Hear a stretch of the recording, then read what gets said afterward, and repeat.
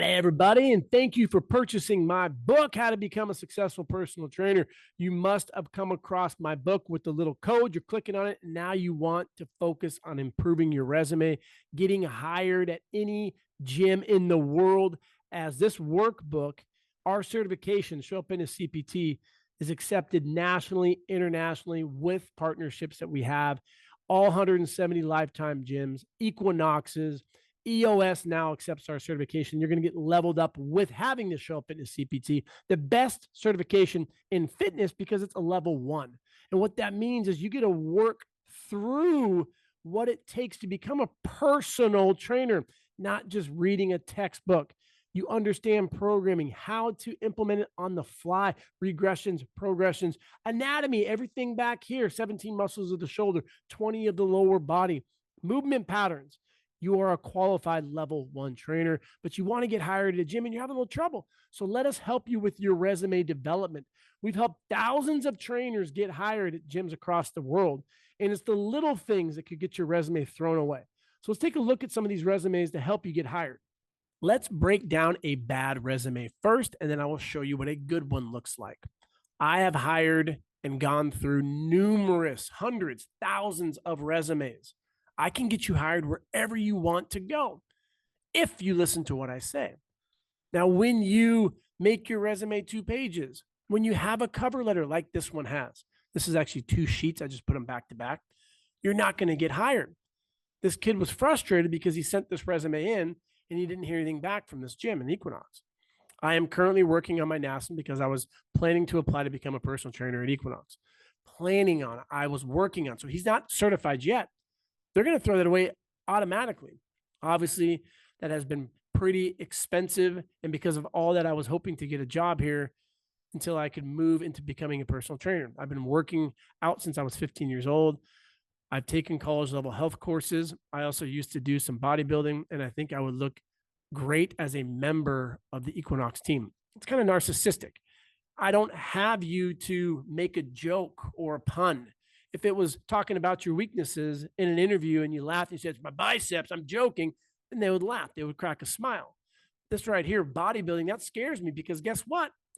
Clients at Equinox aren't bodybuilders. So you got some giant bull walking around, you're going to deter all the members. So let your experiences and your personality speak for themselves. Don't try to do that within a cover letter, which they don't want. No cover letter unless someone specifically asks for it. Do research to find out who is interviewing you. A lot of times they're going to say this manager, this director. Find information about them. I had a call recently with a very high up person at a Big 4 gym. I went on LinkedIn, looked at all the information he has in there so I could relate to him within our call. Talked about Texas, showed him my belt buckle. He chuckled. I related based on the information I found. If you are going to a manager and he has a background from NSCA, and also the CSCS, maybe use track or football, bringing your NASM into that interview is not going to help you. He's going to think, oh, great, we got another person juggling bowling balls on a Bosu ball doing weird shit. But also, if you're going to an individual who has a NASM background, then you need to be able to talk that language. I had a call with someone at Lifetime pretty high up there, and a trainer was trying to coach me. He's like, hey, I just want to let you know they're really big into NASM and make sure. I'm like, no, I'm a chameleon. I know how to work this. I taught this stuff for numerous years. I don't go into a conversation or a potential partnership meeting by saying, this certification fucking sucks. No, smile. I learn about them, ask great questions, look at their body language. If they're in a hurry, if they're moving all around, I can tell from what is going on within the first couple minutes what I want to talk about. And so this individual has 8 years of fitness experience. Where? What? I don't see any of that on here. Dealt with felons, intoxicated people, and very, very rich folks. It just comes off negative. Felons, intoxicated people, and rich folk. Where? How? In what manner? Can be extremely believably nice in all situations. Yes, even when someone spits tobacco at my face, it has happened. Saying the national anthem at his high school graduation. What? Saying the national anthem at his high school graduation. Who's his? Are you talking about yourself? Pretty dang funny to work with, but also professional. Also a professional TikToker, which is pretty funny. None of that's funny to me. Nothing in here is funny. You could be funny looking, but don't put this shit on the side because I don't know who you are. You let these skills speak for themselves in the interview. Don't tell people you're a TikToker. That showcases you're going to be on your phone a lot. You're trying to be like an entertainer. You're going to be doing selfies in the gym. I think fucking headache. Never, ever would I hire this person. If I got this resume just from the cover letter, within the first 2 sentences, I'll throw it away. I wouldn't even look at anything else because it says I'm not certified yet. You have to have a certification. One, get one, and then spruce up your resume with stuff. Worked at a restaurant, cool. But he was only there for June 22nd or 2022 to September 22. Don't like that. Why the heck were you only there for 3 months? Maybe it was working with mom and dad on California, then he went back east, whatever.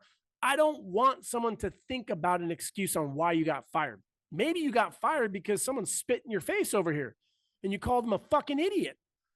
I don't know. I don't like job experience less than a year. And he does the same thing with the Inn at the Pier, Pismo Beach. Same thing with Polar Express train ride. Don't give a rat's ass about any of those three. He is a little longer at pizza, but not much. August to May, what's that? 8 months?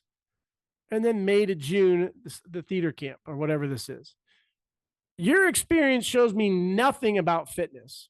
8 years of fitness experience, fucking where? So you're lying. You're not funny. You probably got fired at all of these spots.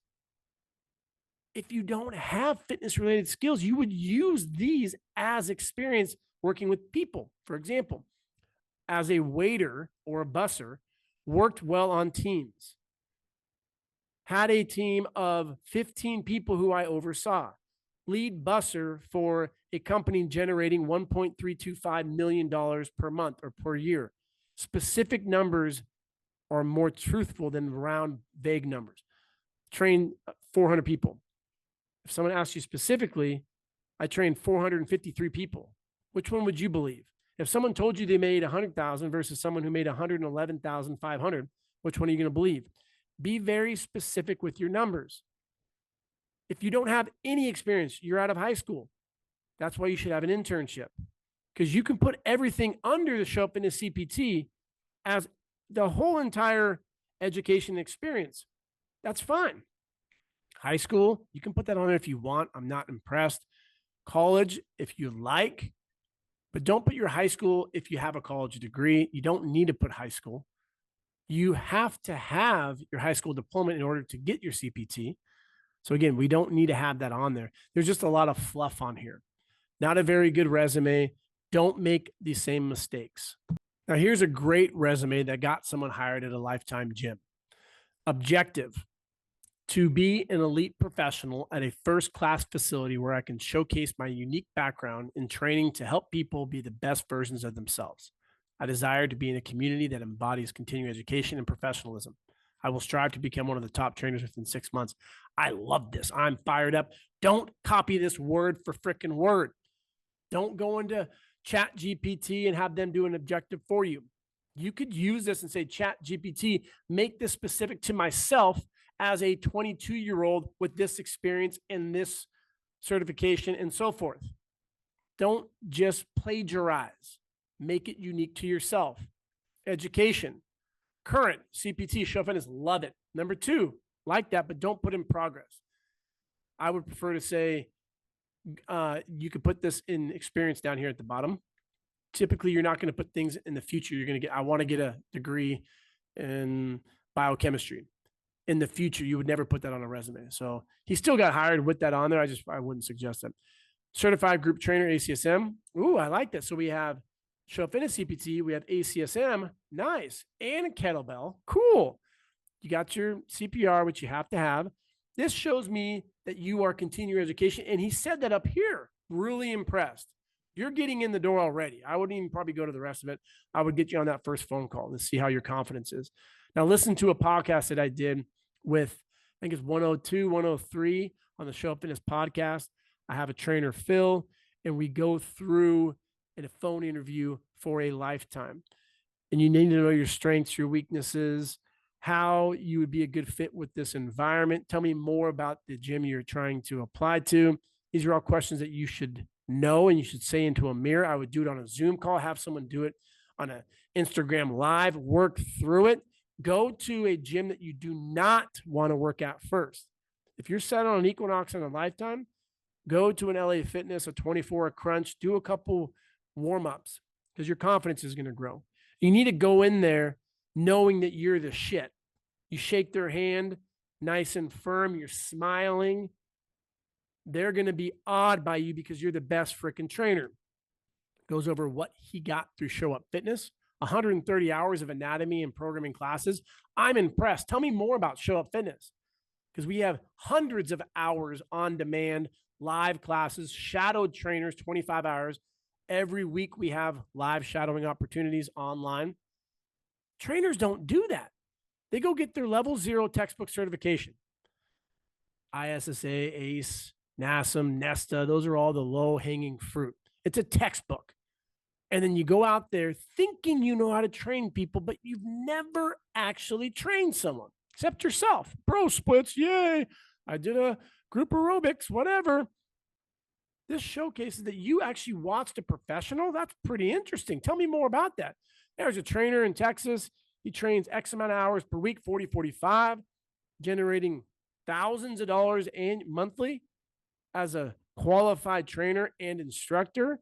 Writes out the program, trains someone, then afterwards we could ask questions. I've learned a lot from watching him train, and there's her also.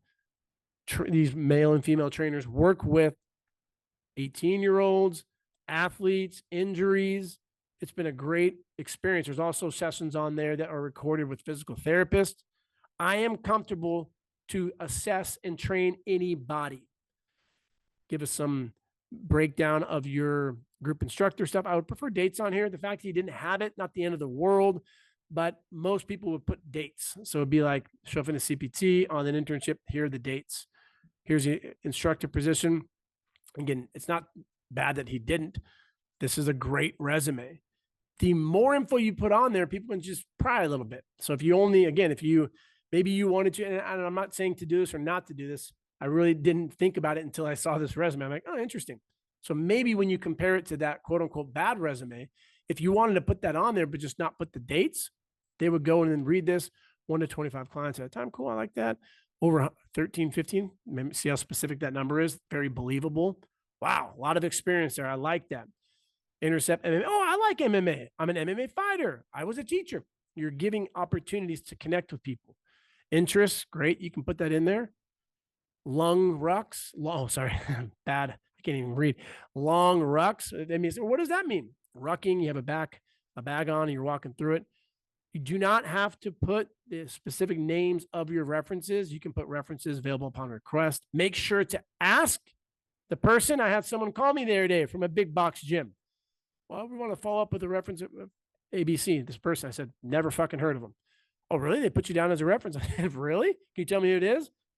And they told me, I said, nope, never heard of them before. Have they gone through your program? No, I don't know. I would not recommend them because the fact that they didn't reach out to me, I wouldn't hire them. That's what I told the hiring manager. Don't put someone's name on a resume if you didn't reach out beforehand and say, Chris, Travis, Katie, Josh, whoever it is, can I put you down on my resume? That shows that you're a liar. This is a great resume. We have other resumes that you can look at. You can put information within there, even if you don't have that certification. It's not lying. You could say, I'm competent in NSCA's needs analysis.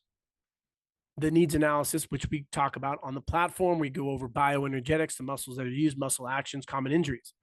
You're not saying you have your NSCA CSCS.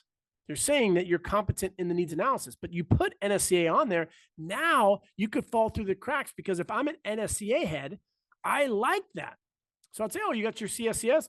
No, I just learned a bunch of stuff online. I don't have my college degree, so I can't take that, but I'm really fascinated in, undulating periodization and how the CSCS implements their programming. And I've taken a lot of classes and worked with therapists, and that's a certification that they suggest to get, but I can't get it. I'm still really fascinated in that stuff. ACSM CAD. You've gone through American College of Sports Medicine, coronary artery disease risk stratifications, implemented ACSM CAD during the assessment process. That means that if someone were to come in and tell you they have a blood pressure of 150 over 100, that is a moderate risk stratification. If they had one more risk, such as smoking, or they're above 45 as a male, above 55 for a female, heart attack, sedentary, overweight, understanding those things, which I have in my book. You're not there yet. A few more pages, flip to the end, go over all that within the ACSM. I put on there FMS. We have calls with Equinox trainers helping you understand the FMS. You may not have that certification, but you are competent in reviewing and teaching the FMS. Don't put it on there if you haven't done it. That's lying. But if you've watched videos and you have friends and family members, coworkers, and you can do the FMS modified on them, you are competent in it. I know that this is something I'm going to learn at Equinox because you have to do that within the assessment process. That management, great. I don't have to teach it from 1 to 100. You already at least understand the 7 tests that we're going to do. Maybe you've gone through NASM. Put the overhead squat assessment on there. I tell everyone, put overhead squat OHSA, so overhead squat analysis, competent implementing the OHSA, and then put overhead squat assessment via NASM. And go online and watch some videos. Take your fucking shoes off, put your hands over your head, do 20 reps, and tell people they're overactive and underactive. Because if I got a NASM head interviewing me, they go, oh my God, you got your NASM, that's so great. Well, I actually didn't take the certification, but I've implemented a lot of the strategies because they're really awesome with the overactive, underactive, helping people with posture. In the back of my head, I'm thinking that's fucking stupid. But this NASM is like, oh my God, you're the best trainer in the world. But now you can get hired at that gym you want to go to. You have to play the game. Let me reiterate, I'm not telling you to lie. Never, ever lie. But you can modify what your resume says by saying you are competent in some of these certifications. Do not put an SCA CSCS. And if you don't have that, that's lying. You can get in trouble for that. But you can put in here needs analysis if you've implemented those strategies. Come to an in-person seminar. Come to our 2-month course in San Diego, Los Angeles. We're going to be in the Midwest for 2 months. We're going to have gyms in Nashville. We're going to have gyms in London, Texas. We are growing with more partnerships, over 300 partnerships. Gyms want qualified level 1 trainers. Every partnership interview and call that I have with very high up managers, it's the same conversation. A lot of our trainers, they come on 90 days. They're freaked out about sales. They're deer in the headlights. And then they freeze on the spot. They have the same bullshit excuses. That's why they're closing at 20, 25%. They're afraid of money. They don't know how to adapt to the environment. They're doing squats, and then that's taken. All of a sudden, what do I do? Now to show up, because we put you into that environment, and we help you adapt by thinking, implementing exercises within the squat, the hinge, unilateral, vertical push-pull, transitional. Know when to implement it. If it's a beginner, we're not going to be doing maximal jumps for sets of 10 or reps in the 5-rep range. If they're more advanced, sure, we could do some PAP training, post-activation potentiation, a jump for 3 to 5 reps into some heavier back squats at 90% for sets of 3 or 4. Complement that with an upper body exercise, an accessory that they want to improve on. These are 60 and 30-minute sessions. We set you up for success. If you want help with your resume, send it on over to info@showupfitness.com. If you have your Show Up Fitness CPT, we will help you go through it and optimize this one page so you will get that first interview. A lot of times it's on the phone. Check out the Show Up Fitness podcast, phone interviews. We have them with Equinox and Lifetime. And then we have that in-person interview. So you can crush that. And you go in there and you show them that you're the best trainer. Worst case scenario, someone responds back and says, you are not one of the applicants. Well, guess what? You show up anyways. You bring your resume, you dress up, and you say, I want to meet with this manager. And they come and say, hey, how's it going? I say, hey, my name's Chris. I want to work for one of the best gyms in the world, and that's this one right here. Here's my resume. What's the process? that manager's gonna be like, oh shit, like, I don't get this very much.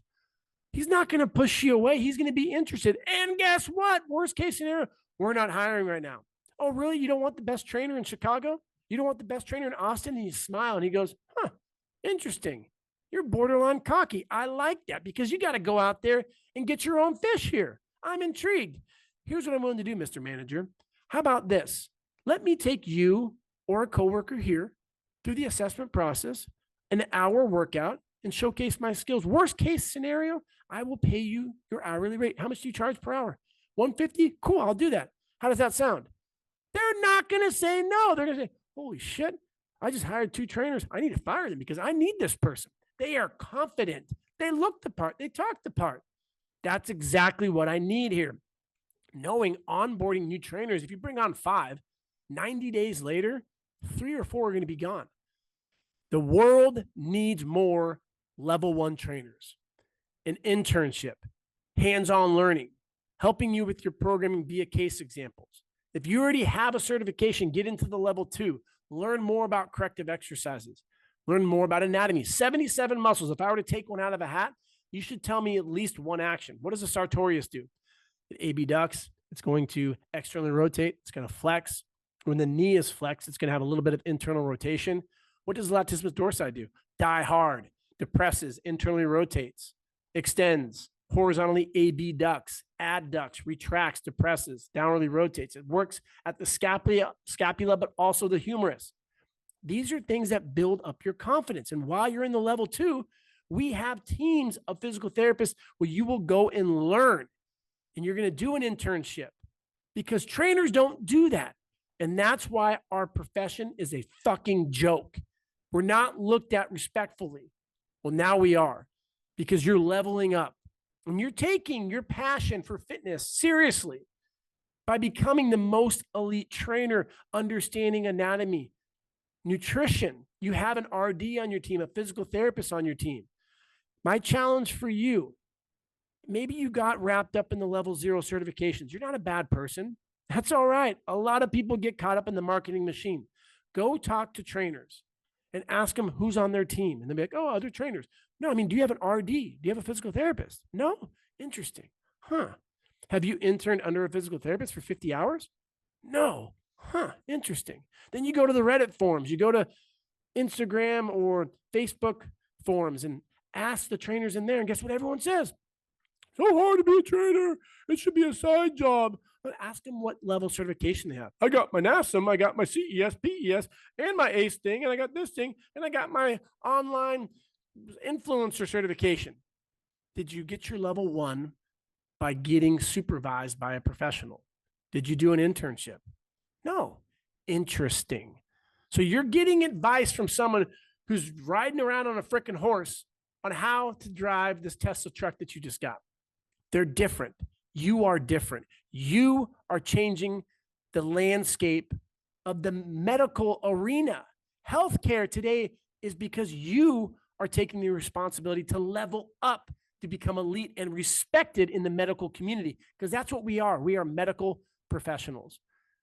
Hopefully you enjoyed this breakdown of a good resume and a bad resume. Check out the podcast, leave a 5-star review, leave a review for the book, How to Become a Successful Personal Trainer, the best book in fitness, the gold standard to help you navigate all of the fuckery as I talk about in my book. Have a great day, y'all. And remember, big biceps are better than small ones, and keep showing up.